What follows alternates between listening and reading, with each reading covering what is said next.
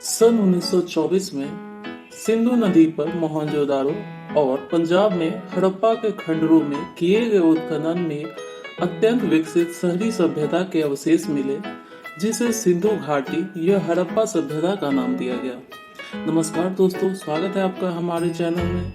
आज हम इस वीडियो के माध्यम से जानेंगे 5000 साल पुराने इस सभ्यता के इतिहास को, कि कैसे इसकी खोज हुई, कैसा था यहाँ के लोगों का रहन सहन और कैसे इसका अंत हुआ। सन 1827 की बात है। ब्रिटिश फौज में एक सैनिक हुआ करता था, नाम था जेम्स लुइस उर्फ चार्ल्स मेसन। मेसन को पुराने सिक्के इकट्ठे करने का शौक था, इसलिए उसने फौज की नौकरी छोड़ दी और पंजाब के इलाकों में विचरने लगा।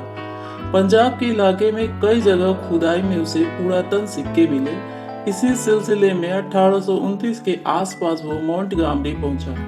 आज के हिसाब से ये पाकिस्तान के हिस्से वाले पंजाब का साहिवाल जिला है। मोंटगोमरी से करीब 25 किलोमीटर दूर हड़प्पा में मेसन को एक पुरातन शहर के अवशेष दिखाई दिया। ये शहर किसने बनाया या ये कितना पुराना था, इसकी जानकारी स्थानीय लोगों को भी नहीं थी। मेसन ने इस शहर का ब्यौरा अपनी डायरी में दर्ज किया और इंग्लैंड लौट गया। वहां पहुंचकर उसने एक किताब लिखी। इस किताब में उसने बलूचिस्तान, अफगानिस्तान और पंजाब के इलाके में अपनी यात्रा का ब्यौरा लिखा, जिसने हड़प्पा में मिले उस पुरातन शहर का भी जिक्र था। लगभग इसी दौर में मिस्र और मेसोपोटामिया की सभ्यता के नए नए राज निकल रहे थे। फ्रांस ने मिस्र पर कब्जा कर लिया था और वो वहां खुदाई कर मिस्र की सभ्यता का पता लगा रहे थे। ये खबर पूरे यूरोप में फैल रही थी और इसी के चलते ब्रिटिश अफसरों पर आर्कियोलॉजी का चस्का चढ़ रहा था। सन 1861 में ब्रिटिश सरकार ने ईस्ट इंडिया कंपनी से भारत का शासन अपने हाथ में ले लिया और इसी साल स्थापना हुई archaeological survey of India (ASI) की। इसका पहला डायरेक्टर बनाया गया अलेक्जेंडर कनिंघम को। कनिंघम ब्रिटिश फौज में एक अफसर थे और उन्हें शुरुआत से ही आर्कियोलॉजी का शौक था। मिशन की किताब पढ़कर कनिंघम ने हड़प्पा का दौरा किया। कनिंघम भारत में बुद्ध स्तूपों की खोज में लगे थे, इसलिए शुरुआत में उन्हें लगा कि ये कोई खोया हुआ बौद्ध शहर है। यहाँ उन्हें कुछ सील्स भी मिली। उन्होंने यह थ्योरी दी कि यह सील भारत के बाहर से लाई गई थी और हड़प्पा में मिले अवशेष 1000 साल पुराने हैं। सन 1904 में ASI के डायरेक्टर बने जॉन मार्शल ने दयाराम साहनी को हड़प्पा की खुदाई का काम सौंपा। लगभग इसी समय पर सिंध प्रांत में एक और साइट के पास कुछ अवशेष मिले। ये शहर था मोहनजोदारो। जॉन मार्शल ने DR भंडारकर और RD बनर्जी को इस साइट की इंस्पेक्शन का काम सौंपा। सन 1923 में बनर्जी ने मार्शल को बताया कि ये अति पुरातन काल का शहर हो सकता है। बनर्जी ने यह भी नोट किया था कि हड़प्पा और मोहनजोदड़ो में कई समानताएं थी। दयाराम साहनी और बनर्जी के नोट जब मिलाए गए तो अंत में 1924 में जॉन मार्शल ने लंदन की एक मैगजीन के माध्यम से घोषणा की कि उन्होंने एक पुरातन सभ्यता की खोज की है, जिसे नाम दिया गया है सिंधु घाटी सभ्यता। चूंकि पहली खोज हड़प्पा में हुई थी, इसलिए इसे हड़प्पन सभ्यता भी कहा जाता है। मोहनजोदड़ो की खुदाई का काम 1925 में शुरू हुआ, जो 1931 तक चला। 1947 में बंटवारे के बाद ये हिस्सा पाकिस्तान में चला गया। आगे चलकर हरियाणा और पंजाब के इलाके में बहने वाली घग्गर हाकरा नदी के किनारे और कई साइट्स मिली। ऐसा भी माना जाता है कि घग्गर हाकरा असल में सरस्वती नदी थी, जिसका वर्णन हमें पौराणिक ग्रंथों में मिला है। बहरहाल साल 2000 तक हड़प्पन सभ्यता की 1000 से ज्यादा साइट्स खोजी जा चुकी थी। 2008 की एक रिपोर्ट के अनुसार इनमें से 616 साइट्स भारत में है, जबकि 406 पाकिस्तान के हिस्से में। सिंधु घाटी सभ्यता पाकिस्तान के हिस्से में सिंधु घाटी सभ्यता के 5 शहर प्रमुख है: हड़प्पा, मोहनजोदारो, धोलावीरा, कालीबंगा और लोथल।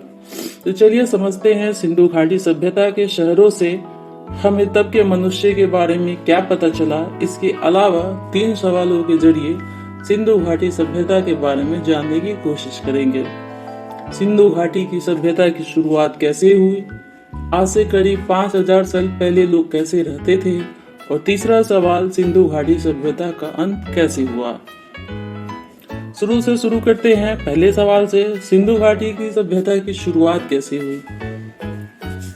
सिंधु घाटी की सभ्यता की खोज के लिए जिन साइट्स की खुदाई हुई उनमें से एक का नाम है मेहरगढ़। ये साइट बलूचिस्तान में है। इसका समय 7000 से 5500 ईसा पूर्व माना जाता है। इसी काल की एक साइट भारत में भी है, भीड़ राना, जो फतेहाबाद जिले में पड़ती है। इन दोनों साइट्स का समय नवपाषाण काल का माना जाता है। आसान शब्दों में वो समय जब इंसान ने खेती करना शुरू कर दिया था। इसे पूर्व हड़प्पा काल भी कहा जाता है, क्योंकि इस काल में सभ्यता की शुरुआत नहीं हुई थी, बस छोटी छोटी बस्तियों का निर्माण हुआ था। हड़प्पा या सिंधु घाटी में सभ्यता पनपी ईसा से 3300 साल पहले, जब पहाड़ी इलाकों से लोग मैदानों की तरफ आए। सिंधु घाटी की खुदाई में मिले सबसे पहली सील भी इसी समय की है। सिंधु और गढ़हाकड़ा सहित बाकी नदियों के किनारे का इलाका बहुत उपजाऊ था, इसलिए इन नदियों के किनारे लोगों ने खेती करना शुरू कर दिया। इस समय तक लोगों ने मटर, तिल और कपास की खेती शुरू कर दी थी। फिर 2600 ईसा पूर्व आते आते नगरों की शुरुआत हुई। इसी काल में लोगों ने बड़ी बड़ी दीवारें और चार दीवारी बनाकर अनाज के भंडारण की प्रक्रिया शुरू की। मिट्टी के बर्तन बनाना भी अब तक शुरू हो चुके थे। 2600 ईसा पूर्व से अब तक 1900 ईसा पूर्व के समय को सिंधु घाटी सभ्यता का स्वर्णिम काल माना जाता है। इसी काल के जो अवशेष मोहनजोदाड़ो सहित बाकी साइट्स पर मिलने हैं, चलिए जानते हैं उनसे क्या पता चलता है। पुरातत्वविदों के अनुसार मानव सभ्यता के 6 अलग अलग स्थानों पर स्वतंत्र रूप से उभरी। इनमें से 4 प्रमुख है, सिंधु घाटी सभ्यता, मेसोपोटामिया की सभ्यता, मिस्र और चीन की सभ्यता। सिंधु घाटी सभ्यता की खास बात यह है कि यह सबसे बड़ी और सबसे बड़े इलाके में फैली सभ्यता थी। अपने शीर्ष पर सिंधु घाटी सभ्यता का फैलाव लगभग 10 लाख किलोमीटर के इलाके में था, जिसमें लगभग 50 लाख लोग रहते थे। ऐसा अनुमान लगाया जाता है कि अलग अलग हड़प्पन इलाके एक मुख्य नगर के इर्द गिर्द बनाए गए थे। नगर का निर्माण भी एक विशेष प्लानिंग के तहत हुआ था। हर शहर के 2 हिस्से थे, एक ऊपरी गढ़ और एक निचला गढ़। ऊपरी गढ़ में सभी मुख्य इमारतें होती थी, मसलन गोदाम जिसमें अनाज का भंडारण किया जाता था।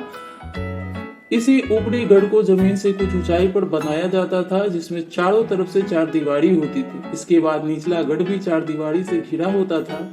यह मुख्य शहर था जहां लोग रहते थे और इसे ब्लॉक्स के आकार में बनाया जाता था। ब्लॉक्स के बीच से सड़कें निकलती थी, जिनकी चौड़ाई लगभग 10 मीटर के आसपास होती थी, लगभग 2 बैलगाड़ियों के निकलने की जगह के बराबर। इसके अलावा घरों के बीच से भी छोटी छोटी गलियां निकलती थी।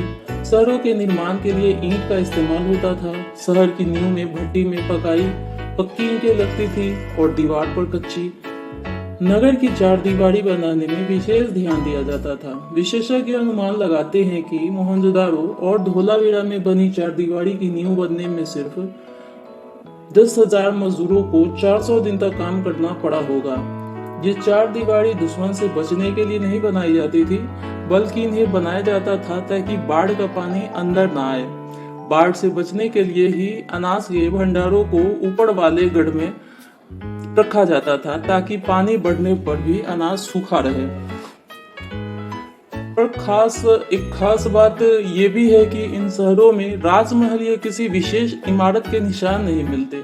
इससे पता चलता है कि सभी लोग लगभग समान परिस्थितियों में रहते थे। कांस्य युग की बाकी किसी सभ्यता में ऐसा दिखाई नहीं देता। मिस्र में फैरो हुआ करते थे, जिनके लिए विशेष इमारतों का निर्माण होता था। पिरामिड जैसे स्ट्रक्चर बताते हैं कि विशेष लोगों को मरने पर विशेष ट्रीटमेंट मिलता था। सिंधु घाटी सभ्यता में बाकी सभ्यताओं के मुकाबले कुछ और अंतर भी नहीं है। मसलन बाकी सभी सभ्यताओं में एक केंद्र या राजा के हाथ में शक्ति होती थी। कानून, अर्थव्यवस्था और व्यापार सब राजा के कंट्रोल में होता था। अभिजात्य वर्ग और सामान्य वर्ग की शक्तियां और रहन सहन में खास अंतर होता था। इसी प्रकार हर राज्य का एक धर्म भी निश्चित था और पुरोहितों के लिए भवन भी बने होते थे। विशालकाय मंदिर या धार्मिक संरचनाओं का निर्माण होता था। अधिकतर सभ्यताओं में सेना होती थी और गुलामी जैसी प्रथाएं भी चलती थी, जबकि सिंधु घाटी सभ्यता में ऐसा कुछ दिखाई नहीं देता। किसी राजधर्म के कोई संकेत नहीं मिलते हैं, किसी धार्मिक संरचना के सबूत नहीं मिले हैं। खुदाई में मिले अवशेषों के अनुसार सिंधु घाटी सभ्यता में सबसे ज्यादा मूल्य पानी और सफाई को दिया जाता था। सिंधु घाटी सभ्यता की पहचान उसके सीवर सिस्टम और नालियों के नेटवर्क से होती है। हर घर में अपना एक बाथरूम होता था। दीवार और जमीन को ईंटों पर टार लगाकर वाटरप्रूफ बनाया जाता था। ये पानी शहर के नीचे बने गलियों के नेटवर्क से मिलता था और ये नालियां उस पानी को शहर से बाहर ले जाती थी।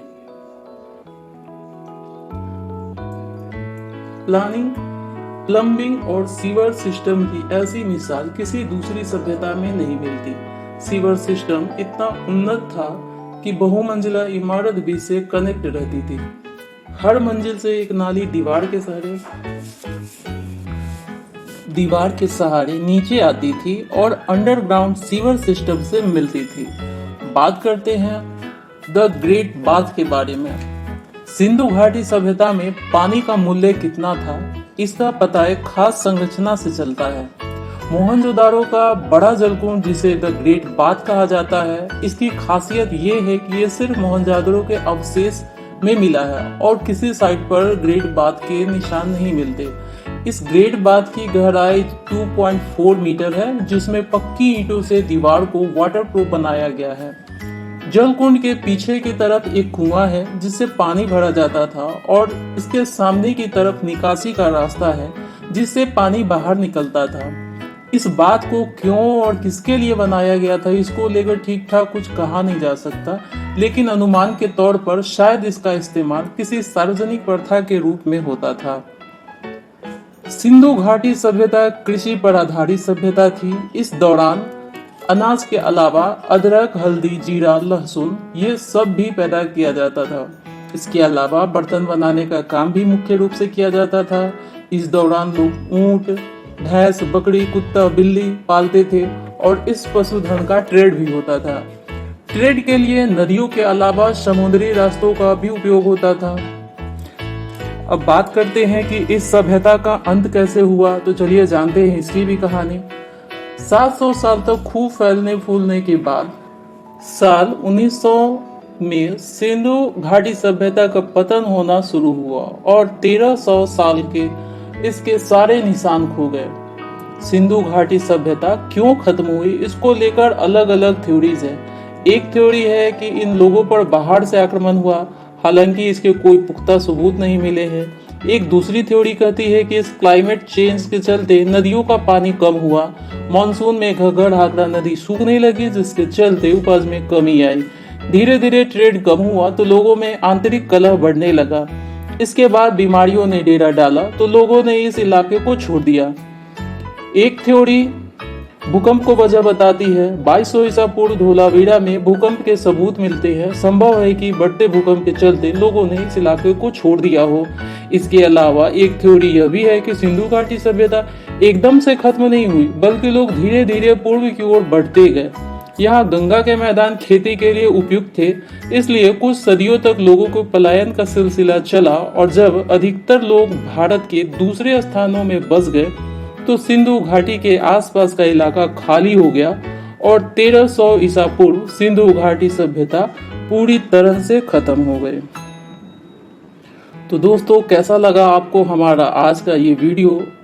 उम्मीद करते हैं कि आपको अच्छा लगा हो। अगर आप हमें कोई सुझाव देना चाहते हैं तो आप हमें कमेंट के माध्यम से दे सकते हैं।